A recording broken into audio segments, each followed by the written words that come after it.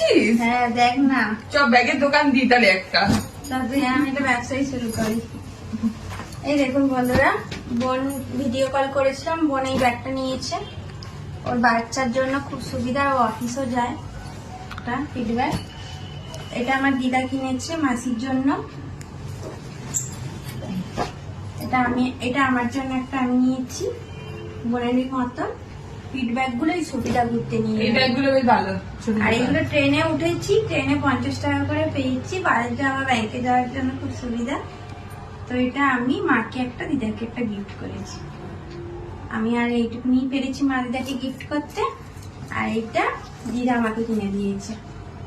দেখুন বন্ধুরা, আর এই ব্যাগটা আমি আমার দিদাকে দিয়েছি। দিদা তো ব্যাগ কিনে দিয়েছে, কুর্তি কিনে দিয়েছে, তো আমি একটা দিদাকে ব্যাগ কিনে দিয়েছি। এবার কিছু শাড়ি আর ব্লাউজের কালেকশন নে দেখা। এই দেখুন বন্ধুরা, আমার দিদা মেজো মাসির জন্য এই ব্লাউজটা কিনেছে, পিছনটা দেখো কি সুন্দর ইউনিক। তো এটা আমার দিদা কিনেছে, আর মাকে কিনে দিয়েছে এই ব্লাউজটা। দুটো ব্লাউজই সুন্দর, খুব সুন্দর। মা তো অত কাজ পছন্দ করে না, এর মায়ের জন্য এটা। আর মা, দিদা এই ব্লাউজটা, এই শাড়িটা মাকে কিনে দিয়েছে, আর নিচে এই শাড়িটা নিয়েছে। দুটো শাড়ি মানে একদম খুব সুন্দর আর খুব হালকা। দেখা। আর এখানে হ্যাঁ ওটা দেখাচ্ছি, তার আগে একটা ঘর সাজানোর জিনিসটা আমি দেখিয়ে দিই। এই দেখো বন্ধুরা, শান্তিনিকেতন যাবো আর বাউল গানের এটা নিয়ে আসবো না, আবার টুনটুন করে এটা বাজে, এটা টাইট করা যায়। ভালো। এটা সুমন নিয়েছে, দিদা কিনে দিয়েছে ওকে এটা।